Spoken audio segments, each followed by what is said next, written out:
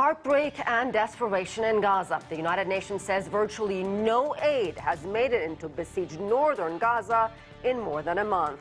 Hello everyone, I'm Asiye Namdar and you're watching The Heat.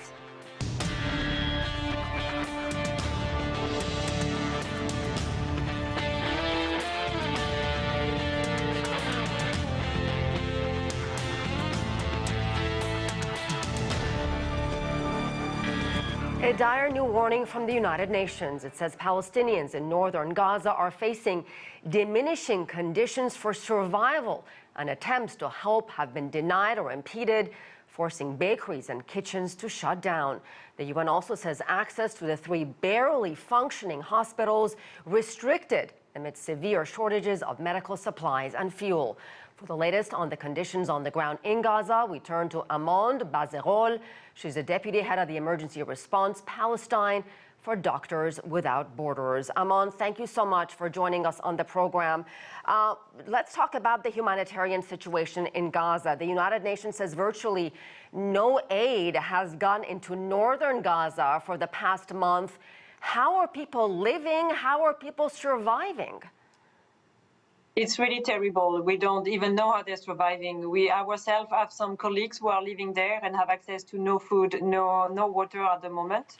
The hospitals have been attacked, and the people are trying to make them work. And there was some few supply that has brought in by the UN and by the Red Cross, but there's no electricity, no nothing to take care of the patients that are coming every single day in the 3 hospitals in the northern governorate. It's absolutely terrible situation there. I want to talk about the situation with the health sector more in a moment, but let me talk about the aid that is desperately needed. Nearly 100 aid trucks were recently looted in Gaza before they could reach their destination. What does that say about the desperation of the Palestinian people? What does it say about crime that's undergoing? And does Israel have any control to stop these kinds of lootings that are happening? We can say that it's obvious today that there is no control that is exercised by the Israelis, because the looting are happening just across Kerem Shalom. So the looting are done by some gangs, not by the population. And it was the latest that were the 109 trucks that were looted, but it happened since months now. So they're getting more and more fierce and targeting all the supply that are the non-medical ones. So everything is taken. So now we are doing a pause because everything that you're sending in the strip is just looted and never accessed and never goes to the population itself. Well, so we are in a very difficult condition at the moment. So who are the people who are doing the looting? We're not sure. We're talking about gangs that were existing even before the latest war with the Israelis at the moment. So there were people who were there before and having some criminal activities involved from before. But the thing is, those people have access to weapons, they are armed, and they are just right behind the checkpoint of the Israelis, and yet nothing is done to stop them. Wow. All right, let me move on to the health sector. The WHO says there are really no fully functioning hospitals in all of Gaza, and less than half are currently operational. I know you know this. Israel, since the start of this conflict, has said Hamas is using these facilities as command and control centers. Has there been any evidence of that based on what you're hearing from staff members? From the staff and from the hospital we've been operating in, we have never seen that, and we would not have stayed if it has been the case. I cannot talk about all the hospitals, but we were working in the main hospital, which was Shifa Hospital before, and today in Nasser Hospital, and we are operating in those environments. And for sure, they would have been a target, and we would not have stayed if we have noticed and seen anything. Wow. For the other hospital, I cannot say because we are not present. And the situation in Beit Hanun, Jabalia, and Beit Laya, do you have any staff members in these areas? We still have 2 staff members in one in Beit Laya and one in Jabalia. One is very close by to the Kamal Adwan hospital that is under siege at the moment, and they cannot move. We have requested the support from the Red Cross to help for evacuation for them, but it's impossible at the moment. Like regardless of what has been said by the Israelis, it's impossible for them to move because there's like an ongoing operation on the ground, and we already lost one of our colleagues due to that ground operation in Jabalia. And one other has been injured and is treated at the moment. But it's really difficult for the people to be able to move. Yet there is like 140,000 people who have moved from that location to Gaza City and are newly displaced in Gaza City at the moment, where there is no much organization who are able to operate in Gaza City, because it's not possible for the international organization and international staff to access Gaza City at the moment. Just a terrible situation all around, and we're going to leave it there. Amon Bazerol, Doctors Without Borders, we really appreciate you joining us. Thank you. Thank you. Hamas's unprecedented attack on Israel last year killed 1,200 people. 250 were abducted. Israel believes 51 of the remaining 101 hostages are still alive. The Gaza Health Ministry says Israel's assault has killed over 44,000 Palestinians, including some 14,000 children. Gaza is now described as a graveyard for children, and my next guest knows firsthand the heartbreak of losing a child. Robbie Damlin's son, David, was killed by a Palestinian sniper in 2002 during his mandatory military service in the Israeli Defense Forces. David was 28. That same year, Layla, Alsheikh's 6-month-old son, Kusei, died of complications after a tear gas attack by Israeli forces on her village. Now, through the organization, the Parent Circle, Families Forum, the two mothers are sharing their stories of grief while calling for reconciliation. Layla, Alsheikh, and Robbie Damlin are here with me in our Washington studio, and we're so happy to have you with us. Thank you. Robbie, let me begin with you. You and I spoke November of last year, not long after the October 7th attacks. 14 months later, some 44,000 people in Gaza have died. Gaza pretty much decimated, catastrophic humanitarian conditions, and hostages are still being held. When we spoke a year ago, did you think this crisis would drag on this long? I think nobody knew what was going to happen, but I certainly never thought that we would still be in the war, because we are in war, and that I had a lot of time to contemplate why. You know, I think if you understand something, it changes everything. And I try to understand how the Israeli army took this revenge now. And I thought to myself, they lost the war on October the 7th. And for Israel, you know, this great supposed army, that was very humiliating. And then they couldn't rescue the hostages like they did in Entebbe with this great heroic way of rescuing. So it leads you to the fact that people are looking for revenge, because when you are humiliated, you want revenge. And I think about the kids in Gaza. You know, I went to a kibbutz down next to the Gaza border called Nir Oz, which really lost, I think, 1/3 of the whole population. Because I think when you talk, you need to have the testimonial of seeing. So many people all over the world have become great experts on the Middle East while knowing not very much, to say the least. And so it was one of the worst days that I have spent, because I couldn't believe the damage and the sadness and the little shoes outside houses and bicycles thrown and the smell. And then I thought about how could this happen? You know, it's like tied also to the thing about how this man killed my son. What happened? What could bring somebody to do the acts that happened on the 7th of October? I had a lot of time to contemplate. And I think if you grew up in Gaza and you were a small kid, you know, and every 2 years there's a war, and you don't have a shelter, and you watch your mother running with your siblings, and you don't have freedom of movement, and you don't have hope, and you don't have anything. So what kind of adult will you grow up to be? Well, that was going to be my next question, and I was going to ask Layla this. So much concern that this unfolding nightmare in Gaza, and we're going to talk about the West Bank in a moment first, will radicalize a new generation of young people who have lost so much. Their homes, their schools, their mosques, their healthcare centers, they've also lost hope. So when you've lost everything, including hope, and you have nothing to lose, you grow up wanting to take revenge. Layla, your take on it.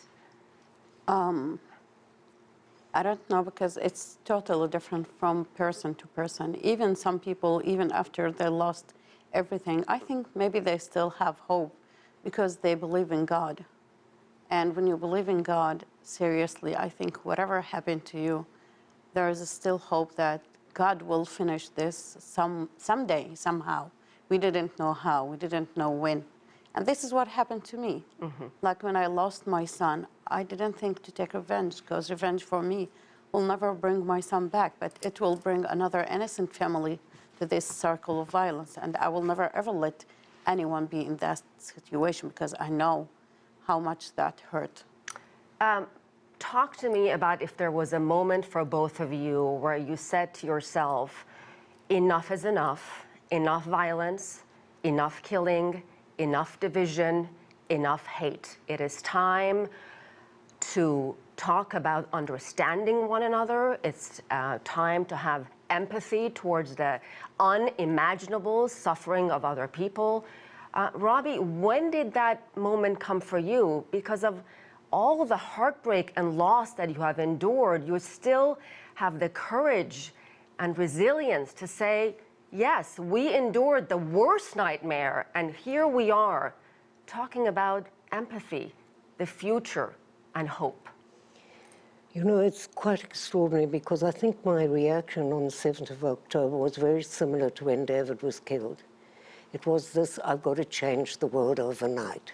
So I found myself traveling back and forth, because I think the message that we give of reconciliation and of not importing our conflict into your country is universal.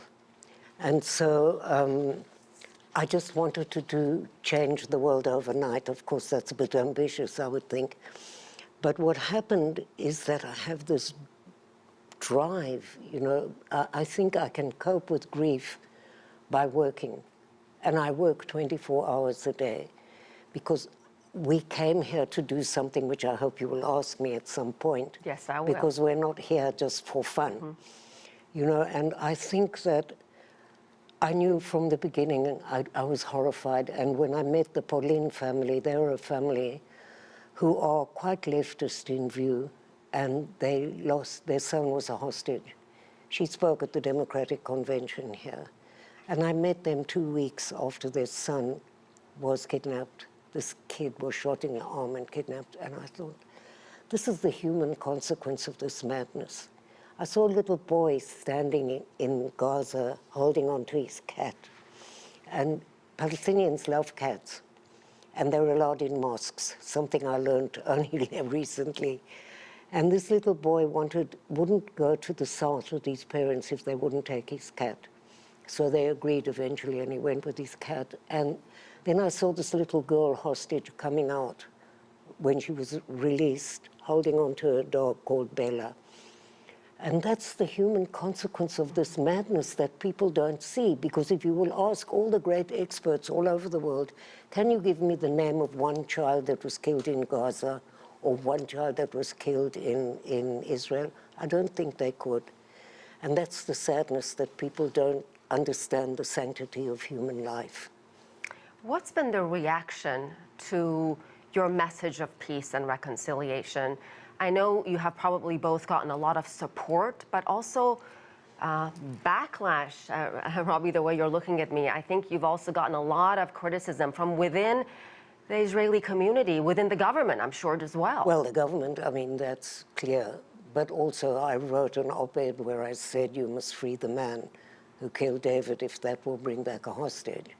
So you can imagine that didn't put me on the top of the popularity list, but I think Layla can be more eloquent about that. Yeah, and not just reaction to you guys spreading that message, but also the fact that you two are so close. And what do people say, and what are you hearing? What's been the reaction?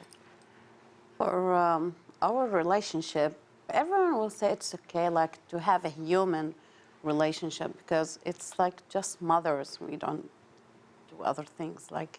But if we want to talk about our projects or our work in the organization, there's many people against that. And one of them were my oldest daughter. When she knows that I become member in the forum, she asked me many times to quit because she's the oldest. She knows the whole story of her brother. And it was so difficult for me. Yeah, what did you tell her? At first, I couldn't tell her anything.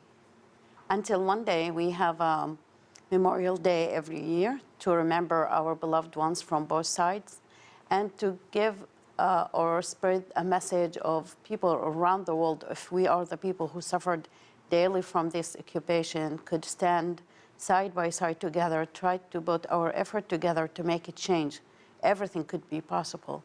So I was one of the speakers. So when I returned back home, I was really terrified because I don't know her reaction. But then she came forward and she said to me, just now I understand. And I realized, sorry, why you did this. And I'm so proud of you. Oh. And that was one of the most important points in my whole journey, because if my children could understand that, everything will be easier for me. Yeah, if you can change one mind, there's hope that you can change many, many other minds. But even sometimes it's difficult to deal with your own beloved ones. Of course, of course. It's easy to speak to other people about that, but for your own family, this is much more difficult. I have to ask you about the situation in the West Bank. We've been so focused on the disaster unfolding in Gaza, but settler violence has soared dramatically. Palestinians are being forced out of their homes. What is life like for someone like yourself in the West Bank? Unfortunately, the situation at the West Bank, it's so difficult. How much I try to explain, I will never explain everything. Like since the 7th of October until today, we're still under closure. We don't have a freedom to move. All the people who work inside Israel, they lost their jobs. So the economic situation become in the lowest point now. Most of the children couldn't go to school for many months, and if they are lucky to do that, they could go for one day. We didn't have shelters. There's many rockets fell down in the West Bank because the rocket will never recognize if you're Palestinian or Israeli. And the worst part is the settlers. They attack the Palestinian every day. And they feel rather emboldened right now, don't they? Absolutely. Yeah, especially because the Israeli soldiers protected them, sometimes encouraged them, so they feel free to do everything that they want, and no one asked them. Do you both still believe a two-state solution is possible? Robbie? You know, I don't really care. What I care very much about is that both sides agree, and that it's not forced by one side onto the other. We're not a political organization. Everybody that's working for peace is a political person, but we're not affiliated to any political parties. And what we really want is to create a framework for a reconciliation process to be an integral part of any future political peace agreement. Because we've signed stuff on the White House lawn, and you've seen what happened. If we don't get the public to be aware that there has to be some form of reconciliation, then all we can hope for at best is a ceasefire. And so this is all the work that we do on the ground with the summer camps, the young ambassadors, the women's group. We have a very, very active women's group, which makes me very happy. I think it's time for women to come to the table. We run, you know, and even throughout the war, we've continued to do our work with this terrible closure, with people out of their homes in the north, in the south, all over. Nobody knows exactly what the situation is in the West Bank, but I can tell you that the domestic violence, you know, anybody who gets stuck at home, it's also happening in Israel with families that haven't been home. On the Lebanese border, for instance, there are 60,000 families. And so they're stuck at home. And you know what happens when people are stuck at home. And the economic situation in the West Bank is appalling. And so what do people expect? So if we don't change that situation, for me, the West Bank is a cauldron just waiting to blow up. And people cannot, the problem is that most people don't know what's going on there or don't want to know. And we have to make people aware, and we have to make change. And I think that's one of the reasons you're traveling, you're here in the United States to spread that message, to raise awareness about what's happening in Gaza, in the West Bank, the unimaginable suffering that's going on. Tell me exactly what your mission is from this trip here in the United States. Well, I'm so glad you asked. At the beginning of the war, we had endless, and up to today, endless requests for dialogue meetings like we do for people who are desperate for hope. Not only synagogues, churches, mosques, schools, campuses, of course campuses all over the country, Fortune companies, the World Bank. So we couldn't possibly supply or answer and do all these meetings, not even on Zoom. So fortunately, we have a wonderful relationship with Georgetown University. For many, many years, they've been our mentors. And we came to Georgetown last January, and we met with the president, and we gave a dialogue meeting to the students, and they suddenly realized how effective this message is for their students. And we asked if they could help us create an online program, an education program, that we could give to all the campuses and to anybody who needs it. And so it's 3 dialogue meetings, as if you had us in the room and 2 other couples of Palestinians and Israelis with questions and answers. And Georgetown helped us prepare a manual, because most people are frightened to even say anything about the situation. We were at the United Nations school in New York like 3 days ago, and the teachers were frightened to even talk to each other about the situation. Why? Because they think that, you know, somebody will be upset and maybe they're pro-Israel or pro-Palestine. Right. And it's absurd, you know. So this gives guidance to somebody. They don't have to be a facilitator on how to run the program. And we ran the program for the teachers there and for their children and for the children and for the parents, 3 separate sessions. We also went to Texas, believe it or not. Texas? To the Teachers Union Federation, and there were 3,000 teachers there, and they endorsed this program. And then we launched it at NYU 2 months ago, and that was extraordinary. And now we are working together with NYU. They are sending a group of young Palestinians and Israelis from our group to Prague, and they're going to send some students from NYU who speak Arabic and Hebrew to be together with the kids and some professors. So it's growing and growing. Wherever we go, they want this program in Germany, they want it in Italy, because people are desperate. They don't know what to do. Yeah. What about political leaders? Layla, I mean, they are the ones who are making the decisions. I mean, it's wonderful to have these relationships with college campuses, with activists, with like-minded people like yourself, to raise awareness through the media, people like myself. But at the end of the day, will that really, truly change anything in terms of policy and the situation on the ground, Layla? Of course, when the politicians decided to have war or even peace, they will never came to ask both of us, what's your opinion? We know that when that will happen, they will have the authority to do that. But we didn't wait until that to happen, because we believe in reconciliation. Reconciliation have a big power to bring people, because when we have that agreement, Oslo agreement, everyone was shocked, because one day we woke up and they started to talk about peace. No one was ready for that, and because of that, it's failed now. And we believe that reconciliation is so important to bring people when our leaders have time to have peace, they will be ready to accept it. You know, I was talking to someone about my interview with both of you, your message, what you're trying to accomplish. Reconciliation, dialogue is basically a much better alternative to what we're seeing right now. And she turned around to me and say, oh, it's so much easier said than done. And it's not that simple because so many people don't believe in Israel's right to exist. And I asked her, do you believe that what's happening is going to make Israel safer, this military campaign? And she said yes. And that is the problem. That is the obstacle. There are many people who still support what's happening in Gaza, in Lebanon, in the West Bank. So what is your message to those people? Robbie? Okay, you know, there were so many demonstrations on all the universities, it's on the campuses. It's starting up again now. And I have a message for all of those people. It's wonderful that Palestine is on the map after so many years.